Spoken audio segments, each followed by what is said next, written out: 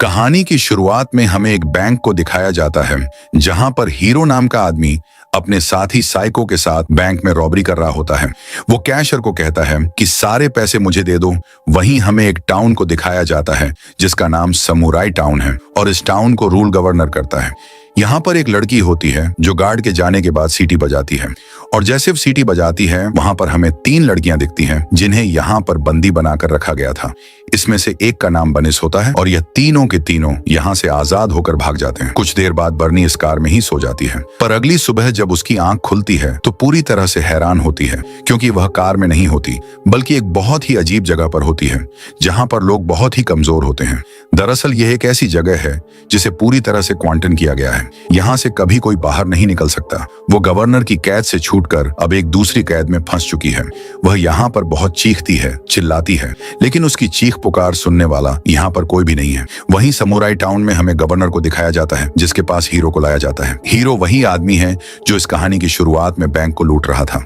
दरअसल उसे बैंक लूटते हुए पकड़ लिया गया था और अब गवर्नर उसे कहता है कि तुम्हें मेरा एक काम करना होगा। मेरी ग्रैंड डॉटर जिसका नाम बनिस है, एक रात पहले वह यहाँ से भाग गई है। हालांकि हमने उसकी दोस्त को पकड़ लिया लेकिन बनिस यहाँ से निकलने में कामयाब हो गई। वो घोस्टलैंड में फंस चुकी है और मैं जानता हूँ कि तुम उसे वहां से वापस ला सकते हो। अगर तुम उसे वापस ले आए तो मैं तुम्हें आजाद कर दूंगा। इसके बाद उसे खास सूट पहनाया जाता है और अब हीरो अपने मिशन पर निकल पड़ता। वो किसी भी कीमत पर बनिस को वापस लाना चाहता है ताकि उसकी सजा माफ हो जाए, वो आजाद हो जाए। गवर्नर हीरो को बताता है कि जो सूट तुमने पहना है इसमें चारों तरफ बॉम्ब लगाए गए हैं। अगर तुमने इसे निकालने की कोशिश की तो यह अपने ही ब्लास्ट हो जाएंगे। साथ ही इसमें 3 दिन का टाइमर है, यानी कि तुम्हारे पास मेरी ग्रैंड डॉटर बर्नेस को वापस लाने के लिए 3 दिन का वक्त है। अगर 3 दिन में तुम उसे वापस नहीं लाए तब भी यह सूट ब्लास्ट हो जाएगा और एक बार अगर तुम बनिस को वापस ले आए तो मैं खुद तुम्हें इस सूट को खोलकर आजाद कर दूंगा।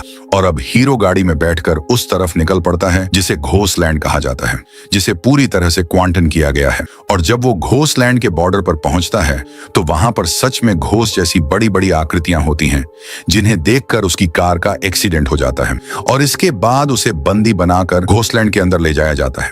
जब उसकी आंख खुलती है तो उसके साथ एक और लड़की होती है।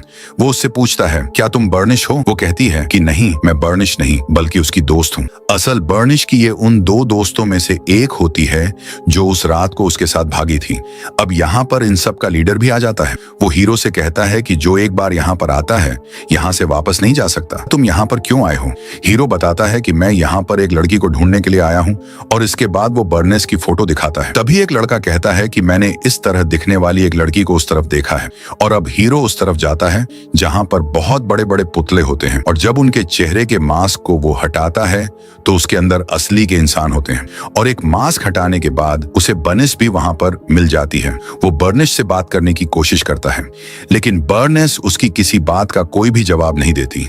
और तभी एक आदमी यहाँ पर बताता है कि हम यहाँ पर लड़कियों को छुपाकर इसलिए रखते हैं क्योंकि जिन घोस्ट को तुमने घोस्टलैंड के बॉर्डर पर देखा था वो बार बार यहाँ पर आते हैं और लड़कियों को अपने साथ ले जाते हैं। हालांकि हीरो उससे बात करने की कई बार कोशिश करता है लेकिन बर्नेस उसकी किसी बात का जवाब नहीं देती। हीरो बर्नेस से कहता है कि मुझे यहाँ तुम्हारे ग्रैंडफादर ने भेजा है और मैं तुम्हें यहाँ से किसी भी कीमत पर ले जाकर रहूंगा। इस बात पर वहाँ का लीडर हंसता है और कहता है कि यहाँ से कोई भी बाहर नहीं जा सकता। यहाँ बॉर्डर पर जो घोस्ट है वह कभी किसी को यहाँ से बाहर नहीं निकलने देंगे। हम सब यहाँ पर फंस चुके हैं। और हीरो बर्निश को गवर्नर के हवाले करके खुद अपनी आजादी पाना चाहता है क्योंकि कई साल पहले जब उसने बैंक लूटा था और वो पकड़ा गया था उसके बाद से वह कैद में ही था। और अब वो बर्नेस के मास्क को हटा देता है और कहता है कि मेरे डिवाइस में अपना नाम लो ताकि तुम्हारे ग्रैंडफादर को यानी कि गवर्नर को पता चल जाए कि मैं तुम तक पहुंच चुका हूं और मेरे सूट का जो बॉम्ब है वो डीएक्टिवेट हो जाए। लेकिन बनिस अपने मुंह से एक भी शब्द नहीं निकालती जिस वजह से हीरो को गुस्सा आता है और अब उसके सूट का एक बॉम्ब एक्टिवेट हो जाता है और वो ब्लास्ट हो जाता है जिस वजह से वो जख्मी होकर वहीं पर अनकॉन्शियस हो जाता है। और जब वो अनकॉन्शियस होता है तो उसकी पास की मेमोरीज उसे याद आती है। उसे फ्लैशबैक में वो दिन दिखता है जब वह अपने दोस्त के साथ बैंक रॉबरी के लिए गया था और वहां पर पुलिस आ गई थी। पुलिस के और उनके बीच में फायरिंग के दौरान एक लेडी को गोली लग गई थी, जिस वजह से उसकी मृत्यु हो गई थी।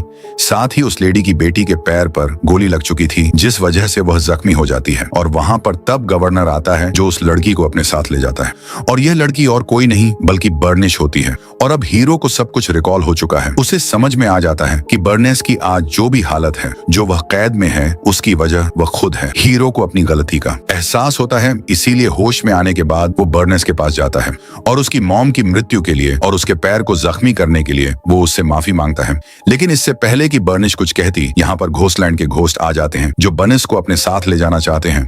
लेकिन हीरो उसकी मदद करता है, और जब घोस्ट उसके चारों तरफ होते हैं तभी उसके हाथ का एक और बॉम्ब एक्टिवेट होकर ब्लास्ट हो जाता है, जिससे सब के सब घोस्ट यहाँ से भाग जाते हैं। हीरो एक बार फिर से जख्मी होकर अनकॉन्शियस हो जाता है, जिसके बाद एक बार फिर से उसे विजन्स आते हैं, और वो अपने विजन्स में देखता है कि वो बर्नेस के साथ एक जगह पर खड़ा है जहां पर बहुत सारी फीमेल्स होती हैं, और वो उसे कुछ फोटोज दिखाती है जो कि पास्ट की होती है, जिससे उसे पता चलता है कि यहाँ पर पहले एक न्यूक्लियर प्लांट था। और एक बार जब न्यूक्लियर बॉम्ब के कुछ सामान को यहाँ पे ला रहे थे तो प्रिजनर्स की यानी कि कैदियों की गाड़ी उस ट्रक से टकरा जाती है, जिससे एक बहुत बड़ा ब्लास्ट होता है। सारे के सारे कैदी मारे जाते हैं, लेकिन कुछ ही देर बाद वो सारे कैदी जिंदा हो जाते हैं और वह घोस्ट में यानी कि जॉम्बीज में बदल जाते हैं। और ये जॉम्बीज, ये घोस्ट वही हैं जो इस बॉर्डर पर हमेशा तैनात रहते हैं, जो यहाँ से किसी को कभी बाहर नहीं जाने देते।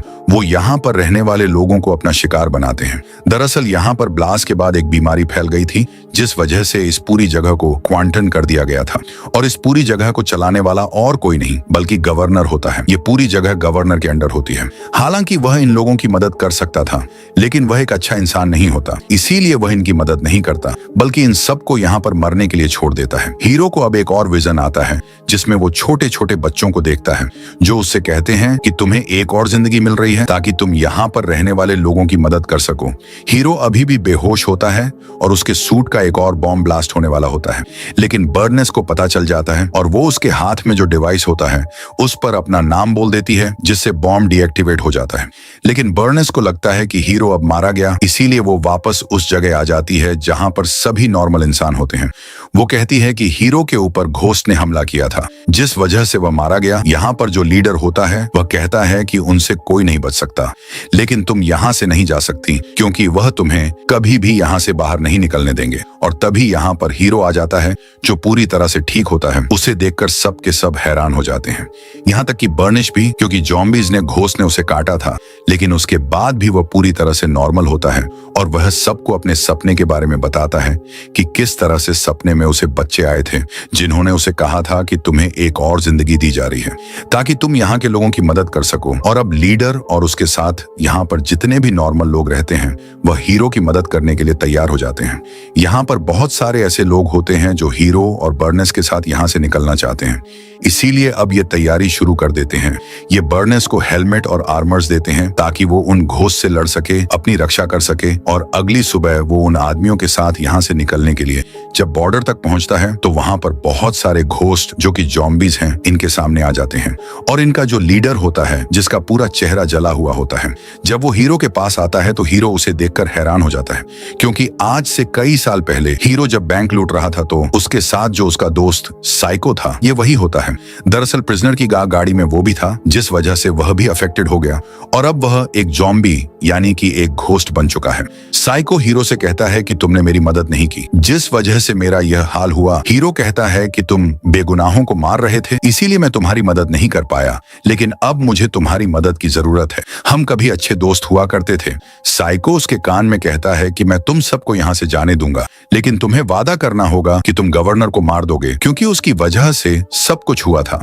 हीरो कहता है कि मैं वादा करता हूँ, और इसके बाद हीरो यहाँ से सभी लोगों के साथ निकल जाता है। और अब हीरो बर्नेस को गवर्नर के पास लेकर पहुंच जाता है। दरअसल गवर्नर एक बहुत ही बुरा इंसान होता है। वह हमेशा बर्नेस को फिजिकली अब्यूडोस ले जाने के बाद अपने सूट की मांगता है ताकि वो सूट को खो सके, लेकिन गवर्नर साफ साफ मना कर देता है। यहाँ पर गवर्नर के बहुत सारे